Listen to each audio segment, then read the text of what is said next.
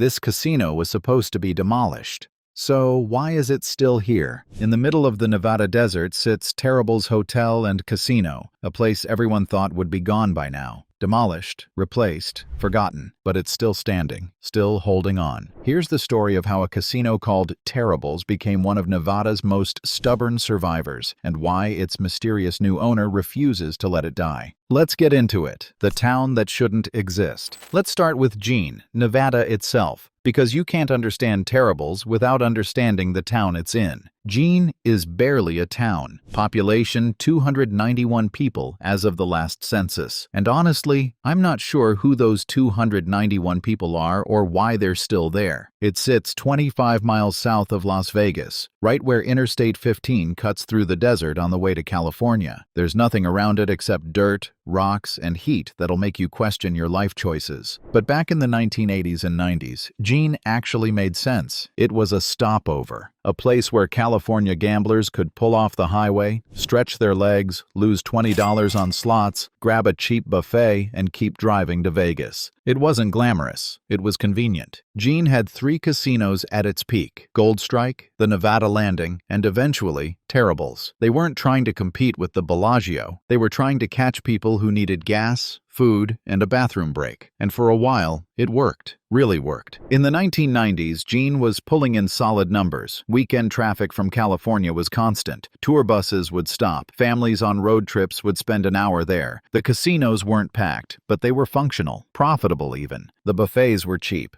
$5.99 for all you could eat. Blackjack tables had $3 minimums. Slot machines paid out just enough to keep people playing. It was blue-collar gambling at its finest. Jean wasn't selling a fantasy. It was selling a pit stop. And that was enough. But then, everything changed. Las Vegas started building massive resort casinos that made the drive worth it. Why stop in Jean when you could wait 25 more minutes and hit the real Vegas? Indian casinos popped up in California, so Californians didn't need to drive to Nevada anymore. Gas stations got nicer. Fast food got faster. Jean became irrelevant almost overnight. And Terrible's? Well, Terrible's kept doing what it always did, surviving when it shouldn't. A trucker named Mike told me he used to stop in Jean every week in the 90s. It was the perfect halfway point, he said. Grab some food, play a few hands of blackjack, get back on the road. The dealers were friendly, the drinks were cheap. It felt honest, you know. Now, I don't even slow down. There's nothing there anymore. It's like driving past a graveyard. When a town loses its purpose, it starts to die slowly. Buildings decay, paint peels, windows break, and nobody fixes them. Businesses close, people leave. The ones who stay are either too poor to move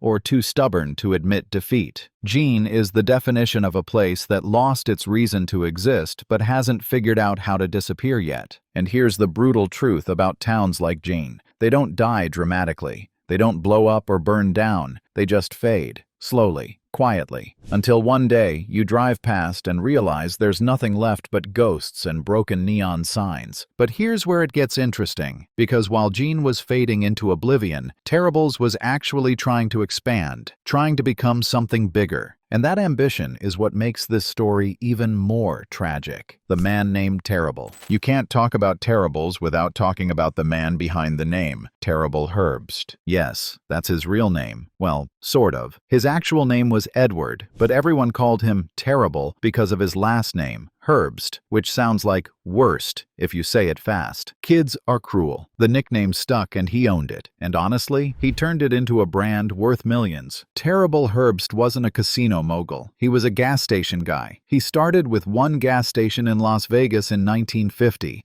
Just one pump, one building, one man with a dream of building something that would last. He worked that station himself. Pumped gas, changed oil, cleaned windshields, did whatever it took to keep customers coming back. And they did come back. Because Terrible Herbst had something most businessmen don't: integrity. He didn't price gouge. He didn't cut corners. He treated people fairly. By the 1970s, Terrible Herbst had built a chain, gas stations across Nevada and California. The name became synonymous with reliability, Cheap gas, decent snacks, clean bathrooms. The stations weren't fancy, but they worked. Terrible became a local legend, not because he was flashy or famous, but because he represented the American dream in its purest form. Start small, work hard, build something real. But Terrible had bigger dreams. He wanted to get into gaming. Terrible watched Vegas grow from a dusty railroad town into the gambling capital of the world. He saw fortunes made overnight. He saw regular guys become millionaires, and he thought, why not me? So in 2000, Terrible made his move. He bought the Nevada Landing Casino in Jean and rebranded it as Terrible's Hotel and Casino. The deal cost him millions, but he believed in it. He saw potential where others saw risk. The name alone was a gamble. Who names a casino Terrible's? It sounds like you're walking into a place that's going to rob you blind and serve you food poisoning. Marketing experts told him it was a mistake. Focus groups hated it, but Terrible leaned into it. The branding was bold. The logo was memorable. It was so bad it was almost good. And in a weird way, it worked. People remembered the name. They'd drive past and say, "Did that really say Terrible's?" They'd tell their friends about it. The novelty alone brought in customers. At first, Terrible's in Jean did okay. It wasn't printing money, but it was holding its own. The casino had about 350 slot machines, a dozen table games, a small hotel with 372 rooms, and a restaurant that served passable food at reasonable prices. And for a while, it worked. Terrible expanded.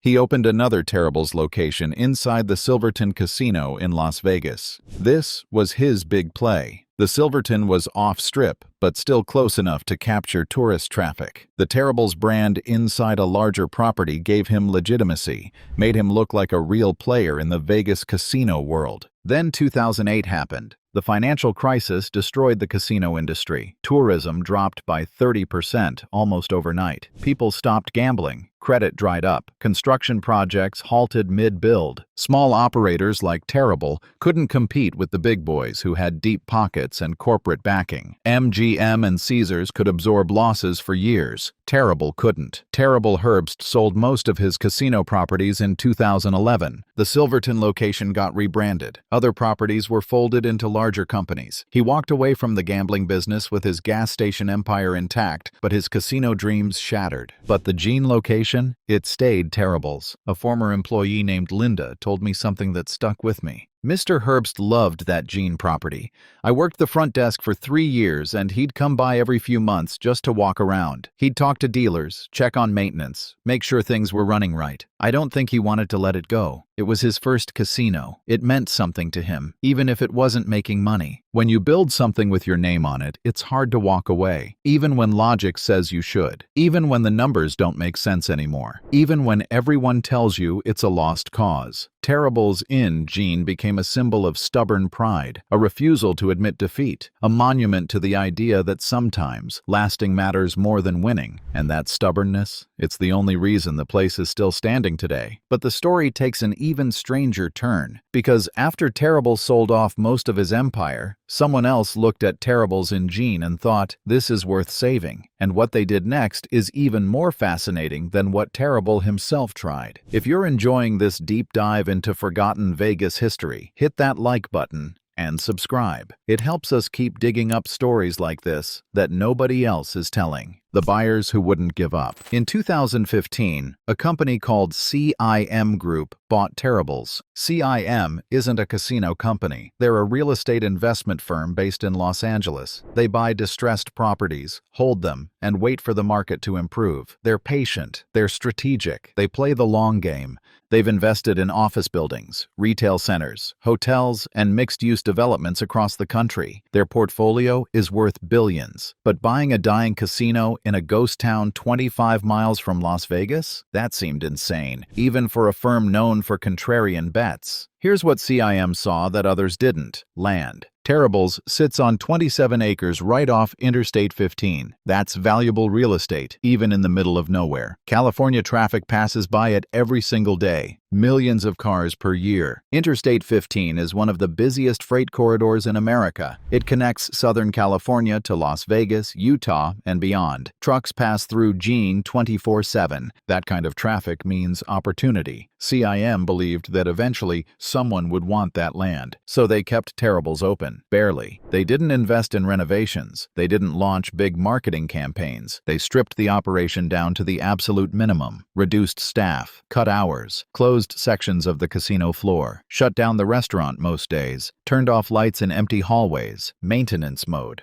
Survival mode, zombie mode. The goal wasn't to make money. The goal was to avoid losing too much money while keeping the gaming license active and the property legally operational. Because here's the thing about Nevada gaming licenses. They're easier to keep than to get. If you shut down completely, you risk losing the license, and a property with an active gaming license is worth more than one without it. So CIM kept the lights on, and it worked, kind of. Then in 2020, COVID hit. Casinos shut down. Nevada's entire economy froze. Jean, already struggling, became a literal ghost town overnight. Terribles closed its doors in March 2020, and for a while, it looked like this was finally the end. The excuse CIM needed to shut it down for good. Months passed, then a year. The building sat empty. Dust accumulated on the slot machines. The parking lot filled with tumbleweeds. Locals assumed it was over. The last casino in Jean had finally died. Then in August 2021, something unexpected happened. Terribles reopened. Not with fanfare, not with a big announcement or a grand reopening party. It just turned the lights back on one day. Skeleton crew, minimal hours, open only Thursday through Sunday. A handful of slot machines. No table games, no hotel. No restaurant. A bartender named Rachel, who worked there during the reopening, told me it was surreal. There'd be days when we'd have 5 customers total. 5 people in an entire casino. I'd stand behind the bar for hours with nothing to do. The slot machines barely made any noise because so few were running. It felt like working in a museum. But management kept saying, just keep it running. I couldn't figure out why. It made no financial sense. The answer? CIM was still holding out, still waiting for that buyer, still betting that the land would eventually be worth more than the cost of keeping a zombie casino on life support. And you know what? They might be right. Because in 2023, something changed. Rumors started circulating that a major truck stop chain was interested in the property. Then whispers about a logistics company evaluating the land for a distribution center. Then talk of a solar energy project that would cover hundreds of acres. None of it has materialized yet, but the fact that people are even talking about it means CIM's strategy might actually work. When you own land in the right location, you can afford to wait, because real estate is about location and timing, and CIM believes they have the location. They're just waiting for the timing. Terribles isn't thriving, but it hasn't quit, and in a weird way, that's a victory. A testament to the power of patience in a world that demands instant results. But it gets even stranger, because while Terribles has been clinging to life, it's become something it never intended to be, something almost legendary. What Terribles represents. Terribles is more than a casino. It's a monument to resilience. Think about it. This place has survived economic crashes, the death of its town, the collapse of the mid-tier casino market, COVID, and years of being written off as a lost cause. And it survives, opens its doors every Thursday through Sunday, refuses to disappear. That says something about the American gambler's mentality. We don't quit, even when the odds are stacked against us, even when logic says to walk away, even when everyone's telling us it's hopeless. We keep playing, we keep hoping. We keep believing that maybe, just maybe, the next hand will be the one that changes everything. Terribles embodies that spirit. It's the underdog that won't stay down, the long shot that keeps defying expectations, the dream that refuses to die even when it probably should. And there's something deeply American about that. This country was built by people who didn't know when to quit, people who kept pushing forward even when it made no sense, people who believed in something beyond the immediate odds. Terribles is that belief made physical, a building that says, I'm still here and you can't make me leave. But it also represents something darker, the exploitation of hope. hope, the refusal to let things die with dignity, the corporate strategy of keeping something barely alive not because it serves people, but because it might serve profit someday. That's the duality of Terribles. It's inspiring and depressing, nostalgic and cynical, a survivor and a corpse. And maybe that's the perfect metaphor for modern Vegas itself, because Las Vegas has always been about contradictions. Glamour built on desperation, luxury funded by loss, dreams sold to people who can't afford them. The city markets itself as a place where anything can happen, where fortunes are made, where ordinary people become winners. But the reality? The house always wins. The city is designed to extract maximum revenue from every visitor. The odds are mathematically stacked against you. Terribles just does it more honestly than the Bellagio ever could. There's no pretense of luxury, no illusion of sophistication. It's just a worn-out building with old slot machines and faded carpet. You know exactly what you're getting, and somehow that makes it more honest than the mega resorts that spend billions creating fantasies. A local historian named Robert told me something I can't stop thinking about. Terribles will outlast most of the mega resorts on the Strip. Not because it's better, not because it's more profitable, but because it costs less to keep a zombie alive than it does to maintain a palace. When the next recession hits, when tourism drops 40%, when the economy tanks again, and it will, those billion-dollar properties will close. But Terribles, it'll outlast them all. Faded, forgotten, but breathing. He's probably right. The Luxor might get demolished. The Tropicana already did. Even the Mirage is being transformed into something else. The Strip is constantly tearing itself down and rebuilding. But Terribles? It's too small to matter, too cheap to worry about, too stubborn to kill. It'll be there in 2030, maybe 2040. A constant reminder that not everything in Nevada is shiny and new, and there's value in that reminder. Because we need places like Terribles. We need proof that the old Vegas existed. We need evidence that gambling wasn't always a corporate-optimized, algorithm-driven revenue extraction machine. We need to know that once people could gamble for fun without taking out a second mortgage. Terribles is that proof, and as long as it stands, the memory of that other Vegas, the accessible, unglamorous, working-class Vegas, stays alive, even if it's just barely. The future nobody can predict. So what happens next? Where does Terribles go from here? Honestly, nobody knows. Not CIM, not the employees, not the locals who've watched it refuse to die for over a decade. There are a few possible scenarios. The first scenario is the land sale. CIM finally finds a buyer. A logistics company, a solar developer, a truck stop chain. Someone makes an offer that justifies all those years of losses. Terribles closes. The building gets demolished. The land gets repurposed. Within 5 years, there's a massive Amazon distribution center or a solar farm where the casino used to stand. The name disappears. The legacy fades. Another piece of old Vegas gets erased. The second one is the possibility that this place might just be the eternal zombie. Probably nobody buys the land. CIM keeps subsidizing the operation indefinitely. Terribles stays in limbo forever. Open but not really open. Alive but not really alive. It becomes a permanent fixture on Interstate 15. The casino that refuses to die. The joke that keeps going. The urban legend that turned out to be real. Generations of travelers drive past it. Some stop out of curiosity. Most don't, but it stays. Then let's talk about the unexpected revival, which would be the third scenario. Something changes. Maybe electric vehicles create demand for a massive charging station complex. Maybe autonomous trucks need a maintenance hub. Maybe Vegas expands south and Gene becomes valuable again.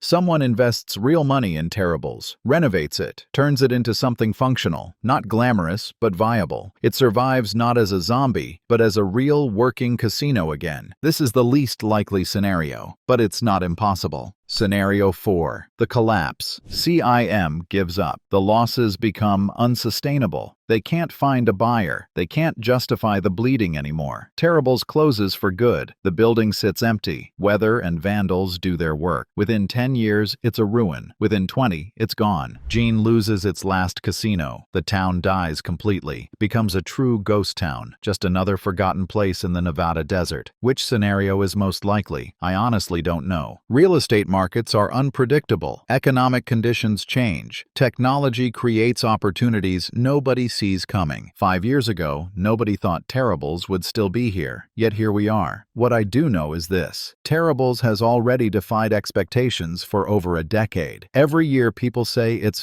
finally over. Every year it keeps going. At some point, betting against Terribles starts to feel foolish. Maybe that's the real lesson here. Maybe the story of Terribles isn't about success or failure. It's about persistence, about lasting one more day than everyone expected, about refusing to quit even when quitting makes sense. In a world obsessed with growth and scale and winning, there's something radical about just lasting, not thriving, not dominating, just surviving, just being here tomorrow. Terribles is the embodiment of that philosophy, and honestly, there's something beautiful about it. The end game. So what's the final verdict? Why is Terribles still here? The simple answer: because someone decided it was worth more alive than dead, even barely alive. CIM Group is playing a waiting game. They're betting that eventually the land will sell for enough to justify years of losses. They're betting on location, on traffic patterns, on future demand nobody can predict yet. Will that bet pay off? Maybe, maybe not. But until it does, Terribles will keep its doors open, keep its lights on, keep existing in that strange limbo between life and death. And you know what? I kind of respect that. The fact that this place is still standing is actually worth applauding. Terribles isn't pretty. It's not successful. It's not even particularly interesting as a casino anymore. But it's real. And in Las Vegas, a city built entirely on illusion and fantasy, that's worth something. Every time I drive past Terribles on I-15, I look for it. That faded sign, that worn building, those half-empty parking lots. And every time I see it open, I feel something. Not quite nostalgia, not quite sadness. Maybe it's respect. Respect for something that knows it's beaten but shows up anyway. Terribles is the gambler who's down to their last $20 but makes one more bet. It's the boxer who gets knocked down 8 times but stands up for round 9. It's the underdog that everyone's written off but keeps fighting. And that's worth remembering, worth preserving, worth talking about. Because we live in a world that worships winners, that celebrates success and growth and domination,